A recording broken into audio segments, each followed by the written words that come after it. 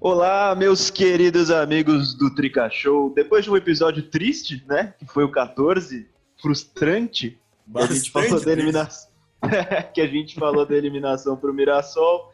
Agora a gente tem um episódio mais legal, como vocês puderam ver pelo título. Não sei se vocês perceberam, mas a gente está tentando fazer sempre trazer um convidado especial nos episódios múltiplos de 5. Então no 5 foi o Álvaro Pereira, no Pikachu também 10 é exatas, hein? Exato. No 5 foi o Álvaro Pereira, no 10 foi o Renan e agora o Ed Carlos. Como vocês puderam já ver, a gente já vai apresentar ele. A gente não tinha falado sobre isso antes, a gente estava esperando dar certo pela terceira vez, mas agora deu certo. Então vamos que vamos. Episódio múltiplo de 5. Podem esperar alguma coisa boa que vai rolar. Luca Chiellini, como vocês puderam já ouvir, está aqui com a gente mais uma vez. E aí, Luca? Salve, Bebone, salve, galera do Trica Show. O bom é que eu sempre estrago a minha apresentação porque eu não me contenho no começo e falo alguma palavra aleatória no meio. Sim, podemos falar agora. O 20 vai ter alguém, pode esperar. E tamo junto, vamos para mais um bate-papo especialíssimo, né? Quando a pessoa ganha tudo isso de título, ganha título mundial Libertadores, já é sensacional. Então vamos lá. Guilherme Mirra, e aí, G, tranquilo? Fala, Boni, fala, galera do Trica Show. Tô bem ansioso pra essa aqui e orgulhoso da gente conseguindo manter essa sequência. Espero que continue daqui pra frente, no 20º também. É isso. E Pog, Rafa, e aí, Pog? E aí, galera do Trica Show, mais um especialíssimo aqui. Tô sentindo que a gente vai manter o nível do Renan, hein? É isso. Premonições. E a presença especialíssima de hoje é do zagueiro campeão paulista, campeão da Libertadores, campeão mundial, campeão brasileiro. Indicação do Renan no nosso 10º episódio. Ed Carlos, muito obrigado por participar aqui. Eu falei que foi indicação do Renan porque quando ele veio aqui com a gente, ele falou pra gente te chamar, te entrevistar. Então, muito obrigado por participar aqui com a gente. Boa noite a todos, é prazer meu. Vindo do Renan é coisa boa. Renan é um irmão que eu fiz no futebol e não só ele, mas toda a família dele me acolheram de uma maneira muito positiva quando eu cheguei em São Paulo. Então, vindo do Renan é coisa boa. O Renan participou de uma resenha boa aqui com a gente. E para a gente começar, eu queria te perguntar hoje, você pensa na sua aposentadoria dos gramados? E se sim, você tem algum plano para depois que você pendurar as chuteiras? Cara, eu já há um ano já venho fazendo um planejamento, já estudando, fazendo algumas pesquisas também. Tem várias situações, né? Penso sim. A partir do momento que você tem filhos, os filhos começam a crescer e você vai pesando algumas coisas e posso dizer que está mais perto do que nunca, né? Mas ainda não tem uma data pré-determinado ainda, mas eu acredito que está muito próximo isso acontecer e com certeza vou querer fazer alguma coisa ligada ao futebol. Ainda não defini o que em especial, se é nessa parte de agenciamento, se é ligado diretamente dentro de campo, mas é coisa que eu já penso, já estou mentalizando e fazendo algumas pesquisas para quando chegar o momento já está definido qual caminho que eu vou seguir. Perfeito. Luca, sua primeira pergunta. Ed Carlos, você estava naquele elenco, né, de 2005 maravilhoso e você era muito novo naquela época. Eu queria saber como que foi ganhar os títulos de tanta expressão tão novo e com caras que já tinham mais rodagem no futebol. É que, na verdade, nós falamos assim de 2005, né? Então, muitas pessoas falam, pá, tá muito novo, já tá, como você perguntou agora, né? Citou. Mas, na verdade, o que nos deu o maior lastro foi já ter subido em 2003, né? Ter vivenciado com grandes pessoas, com grandes caras que nos receberam de uma maneira muito positiva. Caso do Simplício, o Jean, o Alexandre, Gustavo Neles, Fabiano, já tinha essa galera toda ali que nos acolheram de uma maneira muito positiva. Então, eu já tinha 2 anos no profissional. Vivenciamos momentos bons, outros não tão bons também, somente 2003, 2004, mas em 2005 foi onde eu tive mais oportunidade e consegui aparecer mais para o cenário, né, do futebol e com mais oportunidade, logicamente, ter caído também num elenco recheado de caras experientes que já tinha vivenciado várias situações, conquistado vários títulos. Para mim, a minha adaptação ficou mais fácil ainda com essa convivência com esses grandes jogadores. Perfeito, G. Você falou que você subiu aí um pouco antes do ano de 2005, já tinha um pouco mais de experiência, né, tendo contato com esses caras de mais rodagem, e você acabou virando uma peça importante do elenco em 2005, que foi campeão de quase tudo que disputou. Então eu queria perguntar para você, como você descreveria aquele elenco, aquele time de São Paulo? Um elenco como eu falei, de muita experiência, de muita rodagem, mas posso dizer, zero vaidade, né? Eu acho que o que prejudica em um elenco recheado de jogadores já experientes, o que vem a complicar muitas vezes, a fazer não dar certo, o fato de eles que não aceita ficar no banco, que não aceita várias situações, a vaidade que nós falamos no futebol. Então era um elenco que não tinha essa vaidade, todos queriam jogar, logicamente, buscar o seu espaço, mas todos se respeitavam e assim tudo ficou mais fácil, posso te dizer, a convivência e principalmente a minha também. Boa, Pog Rafa. Então, Carlos, eu queria saber qual que é a sua primeira lembrança do São Paulo. Você falou que você subiu, quero saber qual que foi a primeira lembrança que você tem lá no Tricolor. A primeira lembrança é quando você sobe, né? Que é o primeiro impacto de você ver aqueles caras. Eu, como morava ali no Morumbi, nosso alojamento era ali ainda, não existia cutia. E todos os sábados e domingos, todos os jogos do São Paulo, nós íamos para o saguão ali para ver os jogadores passar, então, e depois de um tempo você está convivendo com os caras, dividindo o vestiário, treinando com os caras. Então, na verdade, o primeiro impacto é esse. A chegada, você mentalizar como vai ser, como se comportar, como que os caras vão te receber. Então, e isso era o meu maior desafio, assim, que você sentia mais como que vai ser. Mas, como eu havia falado, a forma que nós fomos recebidos, que não só foi eu que subi na época, o Tardelli, Fábio Santos, o Kleber, Thiaguinho, o Galo, subiram mais ou menos os 8 de uma vez. Então, isso foi o que facilitou bastante. Principalmente o Jean, que é baiano também, foi o que me deu mais apoio, que pode-se dizer que nesse primeiro ano que mais cuidou de mim. Então, para mim foi de suma importância a recepção desses jogadores. Ed Carlos, você falou no começo que você tem uma amizade bem legal com o Renan, então eu queria saber com quem daquele elenco, ou de 2006, 2007 também, você ainda mantém um contato meio próximo, assim? Quem acabou ficando você acabou perdendo um pouco desse contato?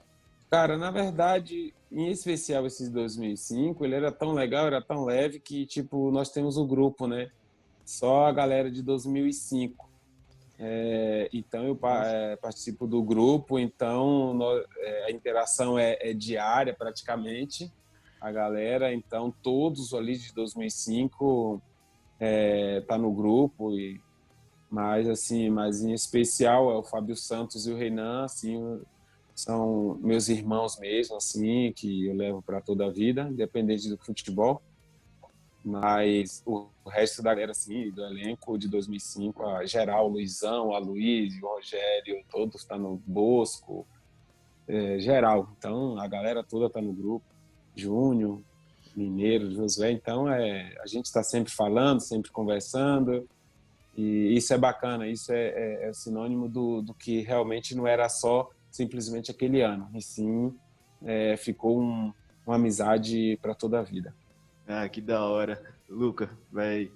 Voltando para essa questão que você falou da transição da base, você falou de algumas pessoas que te ajudaram, é um negócio que a gente também perguntou pro Renan. Eu queria saber como você ficou sabendo dessa notícia que você ia subir pro profissional e como foram seus primeiros dias ali já atuando com o elenco que você falou que vocês ficavam vendo e tudo mais. Na verdade, nós jogamos uma Taça São Paulo e pós-Taça São Paulo, e por sinal, fomos tão bem assim, mas tivemos a oportunidade de subir. Fomos desclassificados para o Santo André, acho que já nas semifinais praticamente, e depois tivemos a oportunidade de subir. E ainda ficou um tempo na transição ali, descendo para jogar jogos com o Cilinho, né, no aspirante. Fizemos alguns jogos ainda, algumas participações. Mas em 2004 foi onde eu fui efetivado mesmo e fiquei diretamente no profissional. Mas esses primeiros momentos de treinamento, de como se comportar, de você ver os caras, tipo, torcer pelos caras, aquele tipo de coisa, e outro dia você tem que estar treinando e muitas vezes você tem que chegar, marcar, tipo um Luiz Fabiano da vida. Teve até uma situação curiosa comigo, que num dos treinos eu subi e eu bati o cotovelo na cabeça do Luiz Fabiano. E ele já ficou louco, Nossa, eu vou te pegar, você tá fudido, moleque, eu vou te pegar. Eu falei, pô, foi sem querer, cara, foi sem querer, não foi. E ele, nada, não, vou te pegar, deixa a minha próxima, não sei o quê. E, tipo, aí eu já falei, velho, tá bom, quer pegar, pega, cara. Foi sem querer, mas quer bater, pode bater, então. E ele falou, é isso aí, cara, aqui não é pra pipocar pra ninguém, não. Subir profissional aqui é pra jogar, é pra dar no meio, mesmo e tal. Então, tipo, ele tava meio que tipo, me testando e, tipo, uma forma de mostrar pra gente que, a partir do momento que subir profissional, você tem que respeitar, logicamente, os profissionais, você tem que ter um certo respeito, mas dentro de campo você tem que dar a sua vida, tem que fazer seu trabalho, se tiver que bater, tem que bater, mas, logicamente, que não na maldade, mas tem que chegar duro, tem que chegar firme, porque senão você não vai crescer no profissional. Mas foi uma história curiosa que aconteceu e que, tipo, depois você fiquei até mais aliviado. Falei, pô, agora eu vou chegar mais firme também nele. Mas ele sempre gostou do contato e aí facilitava pra gente, pra nós zagueiros também. O Renan falou muito do Luiz Fabiano aqui também. Não, o Luiz era uma figura, cara. Era um cara que, pô, sempre gostava de interagir com a gente, sempre zoar também. Então, isso terminava que era uma referência. Tipo, tava voando, decidindo vários jogos pra gente nessa época. Então, vindo dele, assim, essa interação, isso facilitava pra gente, deixava a gente mais à vontade. E o Renan também, quando ele falou aqui com a gente, ele contou uma história de bastidores lá com o Josué. Uma história. Não, mas tem a história do bastidores com o Josué, que ele pediu pro Josué pedir para sair na final da Libertadores, para ele ganhar o bicho. Você tem alguma história assim, alguma resenha tipo essa? Tem da estreia, né? Da minha estreia, na verdade, contra o Grêmio acho que foi um jogo da Sul-Americana, se não me engano. E eu falei, o Jean, o jogo vai passar lá em Salvador, né? Que ele é de lá também. Minha família toda vai assistir esse jogo. Vê aí se você consegue para poder jogar. Ele falou, não, fica tranquilo. Se o jogo estiver tranquilo, eu vou dar um jeito de sair para você estrear hoje, você jogar um pouco. E na minha estreia no Brasileiro foi contra o Goiás, mas antes eu tinha estreado contra o Grêmio. E aí já ia fazer a terceira substituição, aí ele falou pro Milton que estava sentindo a coxa no último... Faltava os 15 minutos para terminar o jogo, nós estávamos 3-1, sendo 2 gols do Kleber, e daí ele pediu para sair. E foi onde eu fiz a minha estreia. Então, assim, a gente fala assim que o cuidado que esses caras tinham com a gente, e essa parceria, que era muito bacana, muito importante, nos ajudou muito. Não só ele, mas como o Fábio Simplício também, foi um paizão pra gente sempre, e sempre cuidou da galera. Ah, que da hora. G. Só esse começo de conversa com você e todo nosso papo com o Renan, a gente percebe 2 traços muito fortes, né? Que é a união no grupo. Sim, dos jogadores, você falou que tem contato com todo mundo até hoje, lá de 2005 até hoje, e também essa questão da raça, né? Esse perfil um pouco mais duro, assim, do Luiz Fabiano, que você contou uma história, e o Renan contou uma praticamente igual que aconteceu com ele, você dando uma cotovelada meio sem querer também, no Fabiano ter ficado puto indo atrás dele. Eu queria saber o quanto que você acha que esses 2 traços, né? Essa união e mostrar a raça, ter esse perfil de luta, o quanto eles são importantes para um time que quer ser campeão? Porque não é uma coisa que a gente costuma ver muito no São Paulo nos últimos anos, né?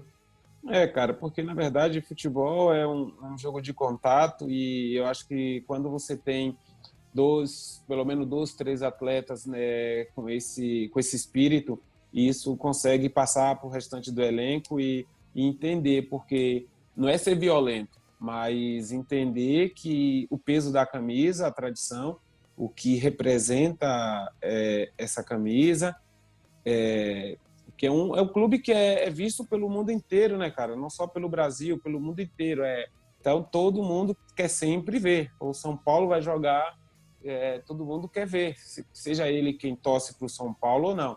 Quer ver e sabe que a história já fala por si só. Mas a obrigação de dar continuidade na história, porque a história pode se perder durante um tempo, né? Mas a obrigação é nossa que eu digo, de cada ano, que é aqueles que estão ali vestindo, de manter isso vivo. Então, acho que muitos atletas demoram um pouco de entender o que representam a Libertadores para o São Paulo, para o torcedor, que o torcedor é fanático, não, né? É louco pela Libertadores, virou uma tradição. Então, lembro que quando nós conquistamos a vaga em 2004, foi uma festa louca que íamos jogar a Libertadores de 2005. Então, isso aí, não é que os caras os que estão não tenham o espírito. Eu acho que a reformulação muitas vezes atrapalha um pouco, que tira aqueles atletas mais antigos que já tem assim, representam o clube. Então, tipo assim, sempre teve Rogério, uma referência máxima, que sempre nos jantares, nos lanches, a conversa sempre sobre o São Paulo. Então, isso alertava um pouco aqueles que chegavam. Acredito que depois da saída do Rogério não tem uma referência assim máxima no peso qual que ele tinha. Então, isso às vezes demora um pouco para os caras pegar o fio da meada do que representa o São Paulo. Boa. Pog? Falando um pouco agora do Mundial 2005, aquele jogo contra o Liverpool, a gente aqui, torcedor, passou um sufoco danado com pressão do time inglês, gols anulados. Eu quero saber de você lá dentro de campo, qual que era a sensação sua do time? Vocês achavam que vocês iam levar o gol? Vocês estavam confiantes que o título vinha de qualquer jeito? Aquele era um dia que não tinha como tirar a conquista. Cara, essa apreensão, esse nervosismo, esse medo de que vai enfrentar um Liverpool da vida, tal, antes do jogo, te confesso que sim, pelo menos para mim.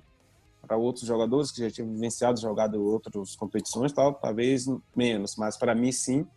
Mas a partir do momento que começou o jogo e que 10 minutos, 15 minutos de jogo ali, cara, aí tipo você já meio que esquece que é o Liverpool que tá ali, que é o Gerrard, que é esse, que é aquele que tá ali jogando contra você. Então, no meu caso, eu sempre tratei dessa forma. Tem a apreensão, a concentração, o dia antes, você mentaliza tanta coisa, passa tanta coisa pela cabeça, mas a partir do momento que iniciou o jogo, que principalmente depois que fizemos o gol. Mas o nosso time, assim, para quem está assistindo, é sempre mais difícil. Mas para mim, em especial, nosso time estava muito tranquilo, todo o tempo. Mesmo quando tomou gol ali, foi anulado, coisa e tal, mas nós estávamos tão concentrados, estava tão redondinho dentro de campo, e outra coisa, eu também, assim, o primeiro tempo, eu achei que foi tranquilo. Antes, eu não tinha visto, assim, muito jogo, muitas vezes, assim, ficar vendo o jogo. Outras correrias, passou muito tempo e tal, mas esses tempos da pandemia aí, nessas reprises aí, eu parei para ver o jogo completo e olhando lá de dentro e hoje olhando de fora, eu não achei que nós sofremos tanto. Não foi essa coisa, foi os gols ali e tal, mas eu achei que a gente conseguiu controlar bem, já estávamos com o resultado. É mais fácil você defender do que atacar, e nós nos propomos a esperar eles um pouco ali. É normal que ia ter mais bola na nossa área que na deles, mas eu acredito que foi controlado. Deixa eu só interromper a ordem das perguntas aqui. Você falou que quando você tá lá dentro, passa um tempinho, você já esquece de quem tá jogando contra você, que era o Gerrard, que era o Liverpool, o Xabi Alonso, todo mundo. Se fosse o Milan, aquele Milan que perdeu do Liverpool nos pênaltis, teria sido diferente? Ou é a mesma reação para todos os adversários? Cara, é a mesma reação para todos os adversários, porque você pensa assim, é um jogo único, é uma final, são 90 minutos e agora deu, igualou. Muitas vezes nós temos a mania de exaltar muito o trabalho dos outros times pela história, pelos atletas, e esquecemos de valorizar verdadeiramente aqueles que estão do seu lado, né? E isso, até por ouvir demais, por ver muito nessa, que esse jogador fez isso, fez aquilo, que o outro, mas nós sabemos que cada jogo é uma história.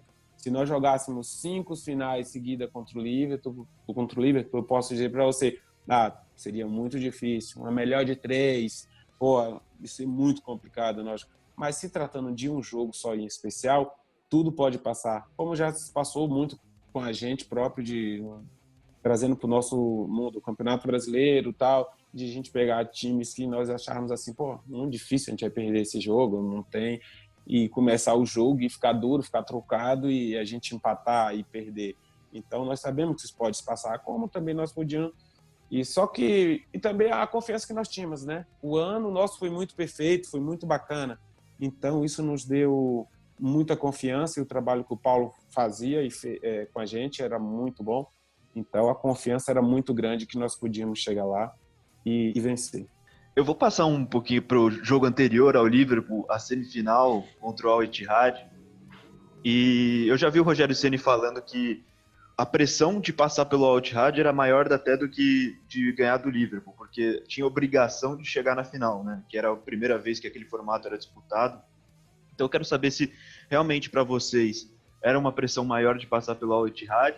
E eu tenho uma segunda pergunta, que eu preciso perguntar isso para você. O que passou na sua cabeça naquele segundo em que você cabeceia e a bola quase entra contra, mas vai para fora? Cara, eu no seu lugar teria um infarto.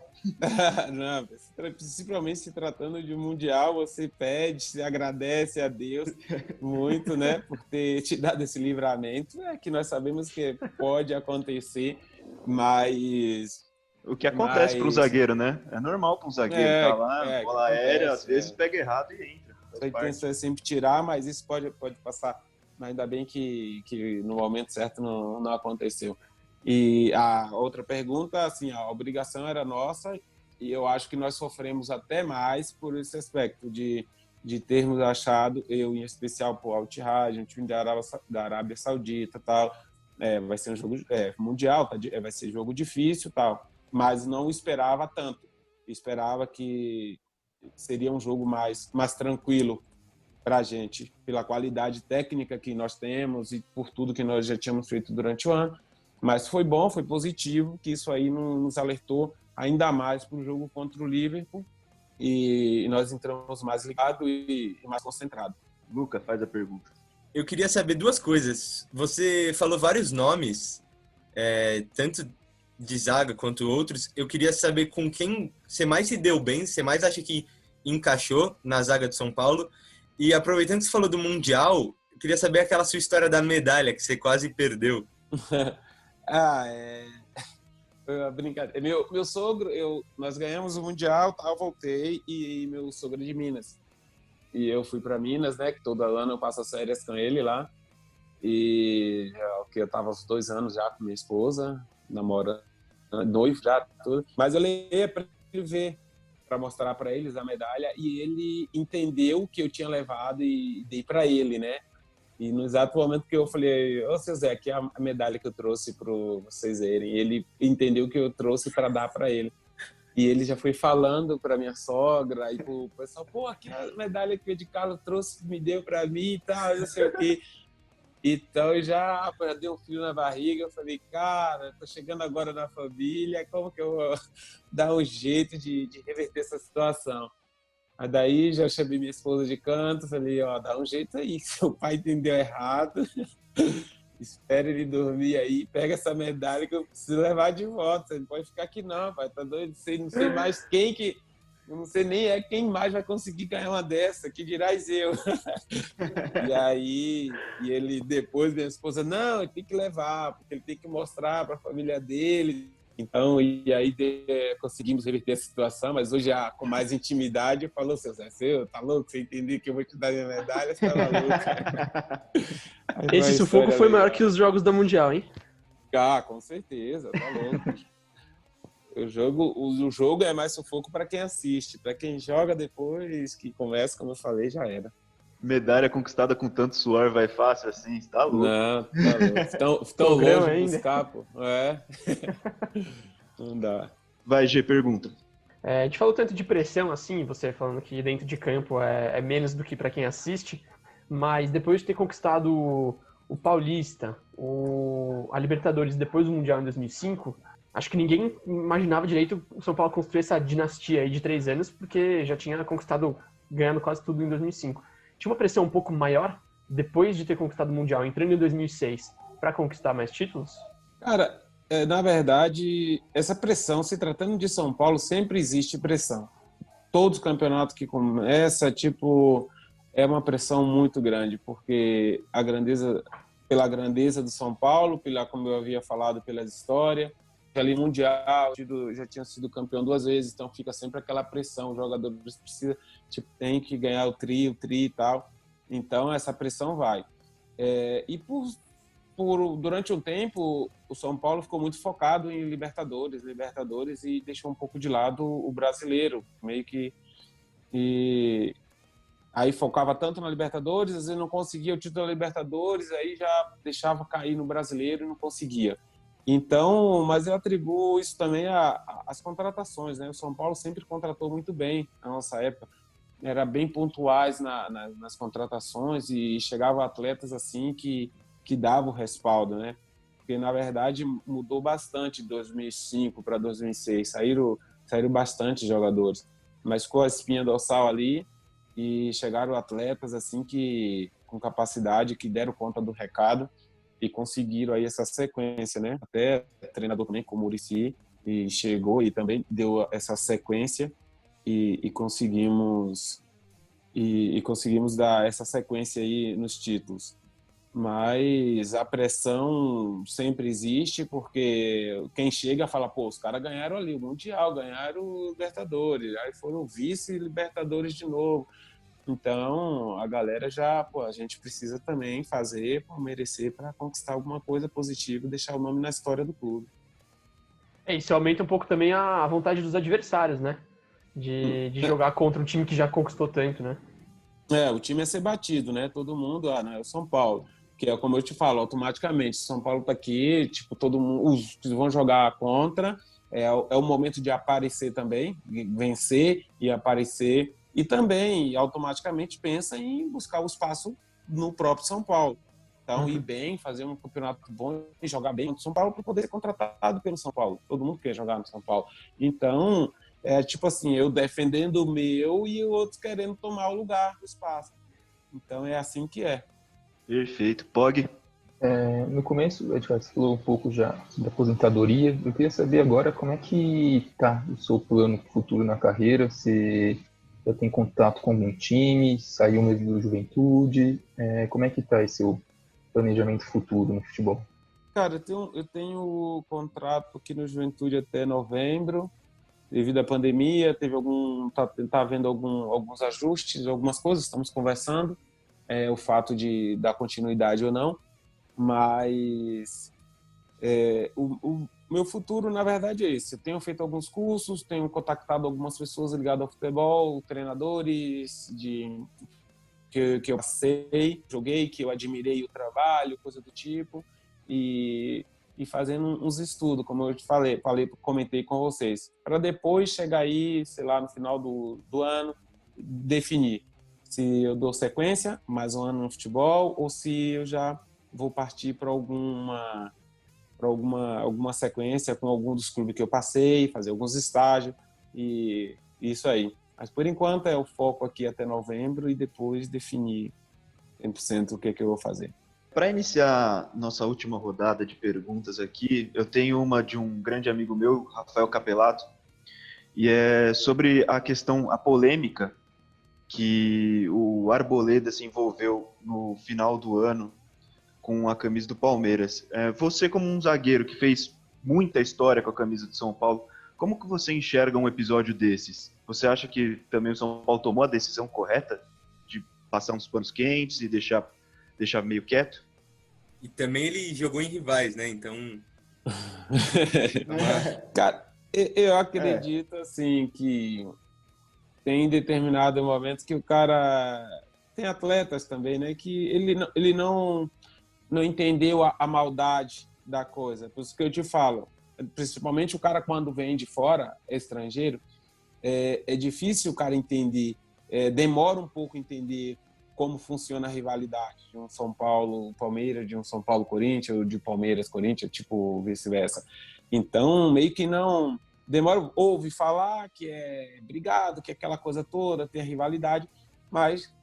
E aí, por se tratar de estar em outro país e estar, sei lá, no seu bairro de infância e tal, e muitas vezes o cara não tomou noção da proporção que ia dar ter feito essa aposta lá com um amigo dele, coisa do tipo. Então, mas é um tipo de coisa que hoje em dia você não pode fazer nada, né? Foto, vídeo, da forma que viraliza aí muito rápido.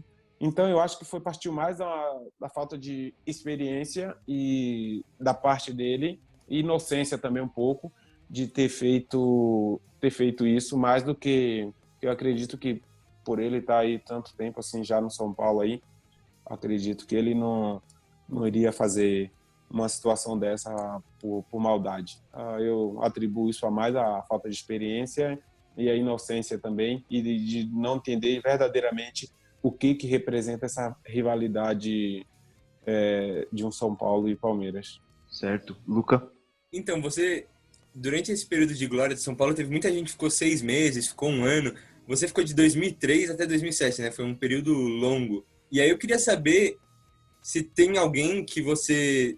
Quem foi seu melhor companheiro, na realidade, ali, no geral, que você se inspirava, até que você falou de gente mais velha, você era mais novo, e também na zaga, né? Que você teve belíssimos companheiros de zaga, então... O que eu mais me inspirava, assim, e admirava por tudo, pela liderança, pela história, por tudo que fez o São Paulo, tudo é o Rogério, né? O Rogério sempre foi um exemplo, acredito não só para mim, mas para todos, no geral. Então, um cara que eu aprendi muita coisa e que eu pude levar depois para minha carreira, comportamento, como tudo, como se posicionar sobre as coisas e tudo. Então, eu sempre observei muito o Rogério, mas de companheiro assim, mas é o Júnior, né? O Júnior a gente concentrou, acho que 3 ou 4 anos juntos, então a gente sempre estava muito junto e jogávamos do mesmo lado e tal. Foi uma cruz aí que eu tive que carregar durante muito tempo. mas tem caras assim, tipo, que eu tive muito orgulho de poder ter jogado assim, tipo caras como Amoroso, o César Sampaio, o Luizão, caras que eu tinha visto jogando antes assim, e em outros clubes de moleque, e depois poder estar jogando com esses caras. O Luizão sempre deu muitos conselhos pra gente. Pô, compra apartamento, não vamos para carro, não. Então, encheu o saco o tempo inteiro com a gente, esse cuidado.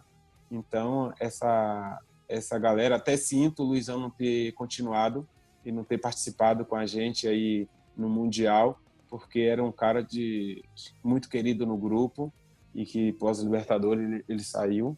Mas, tipo, esses caras aí, essa galera aí que tá velha guarda aí do bem. G, última pergunta pra gente poder liberar o Ed Carlos. Você passou por muitos clubes aqui no Brasil, né? Eu sempre relaciono você, até hoje, com o São Paulo, né? Uhum. Não só por ser São Paulino, mas por tudo que você conquistou aqui dentro. Mas você passou por muitos outros clubes também, inclusive Cruzeiro e Atlético lá em Minas. O São Paulo é o clube com o qual você mais se identifica aqui no Brasil, mesmo tendo passado por tantos outros? Eu só vou emendar mais uma e perguntar, só pra responder tudo de uma vez, se você tem algum arrependimento na sua carreira ou se você acha que faltou algo também. Não, cara, eu não... Arrependimento não, eu só tenho a agradecer assim na minha carreira, porque tudo que eu fiz com pensado, com convicção, assim. Sempre tive minha esposa também que me ajudou, né, desde lá sempre esteve comigo. Então sempre as coisas que eu acertei eu fiz com consciência, né? E aquelas que eu errei também, mas errei também, mas procurando fazer a coisa correta. E é isso aí. Assim, o Atlético, o Galo e o São Paulo são os dois times que eu tenho, assim, tenho respeito a todas as torcidas, né? Dos times que eu passei, porque abriram porta para mim e para eu mostrar o meu trabalho. Eu agradeço a todos, tenho um carinho muito grande e um respeito muito grande. Tanto que eu nunca me envolvi em polêmica de falar de um time, de torcida ou outra. Isso para mim nunca achei legal. Sempre tenho um carinho muito grande, mas o São Paulo e o Galo são dois clubes que eu tenho assim um carinho muito grande, um respeito muito grande por tudo que eu vivi, não só dentro de campo, mas fora também. O São Paulo, na verdade, eu termino que eu nem coloco na conta, porque o São Paulo foi onde eu me criei, foi onde me ensinaram. Eu cheguei aos 15 anos, tive educação. Então, o São Paulo, assim, vamos dizer que eu ponho assim como o máximo, mas dos outros clubes é o Galo, que eu tenho um carinho muito grande, respeito, sempre faço questão de visitar quando eu vou a Belo Horizonte.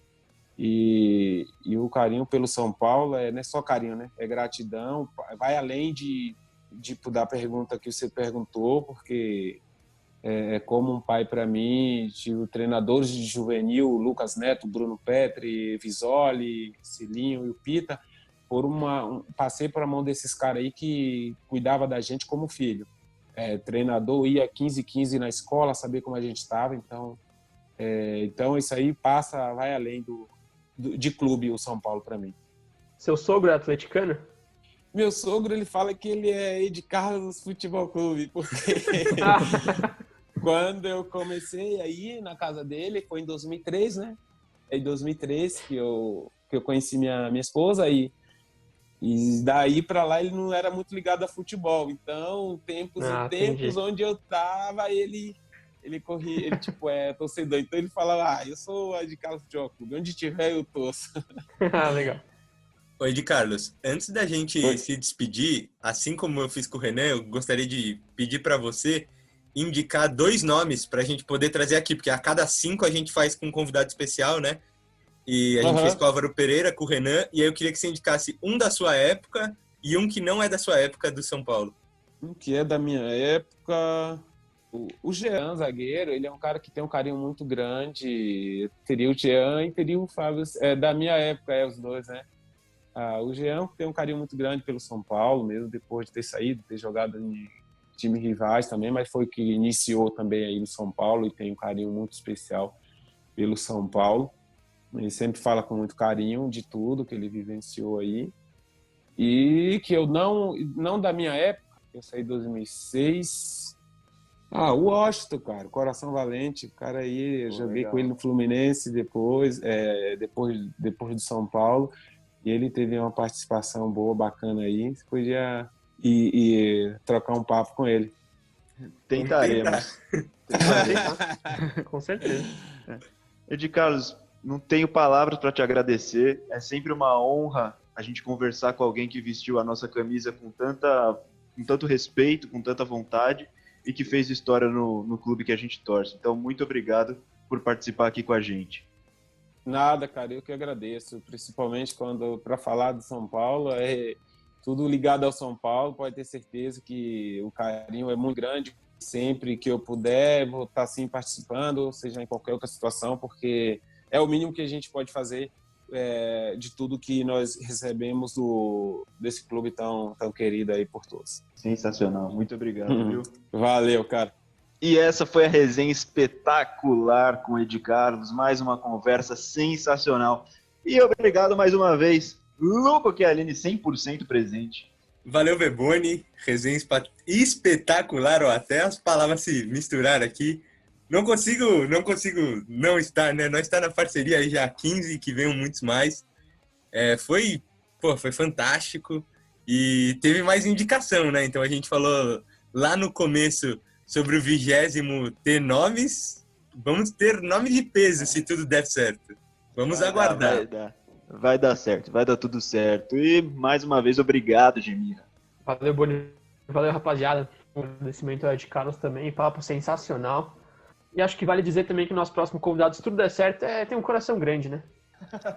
Aí você já tá sendo ousado. Tá sendo ousado, mas gostei. Ousadia é o que há. E valeu, Pog. Valeu, pessoal. Já estou ansioso para o 20º episódio daqui 1 mês e poucos dias. Pessoal já animado, gostei. E Ousadia, né, vocês... Boni? Esse é o lema. Exatamente. E acompanha os outros episódios, ouçam com o Álvaro Pereira, que ficou bem legal também, ouçam com o Renan, que ficou bem legal também, e ouçam os outros que estão bem bacanas. Então vão lá nas principais plataformas, Spotify, Anchor, Apple Podcast, Google Podcasts, e a gente está postando também no YouTube, para quem não tem essas plataformas de áudio, e lá no YouTube também tem outros tipos de conteúdo, como nossos vídeos de pós-jogo, as análises das partidas, que não foram muito boas, né, as últimas, e o Trica-Taca com o Gemirra, que é pra quem gosta de mais tática ali, um negócio mais na pranchetinha, o moleque tá mandando muito. E as lives do Lucas, sempre tem as lives do Lucas no nosso Instagram, @tricashow, que lá estão todas as informações sobre o YouTube, sobre os links das plataformas e tudo mais, tá lá, @tricashow, siga lá, interaja com a gente, que a gente gosta muito de vocês. Então vão lá e sigam a gente. E obrigado a quem chegou até aqui. Até o próximo episódio. Até semana que vem e tchau.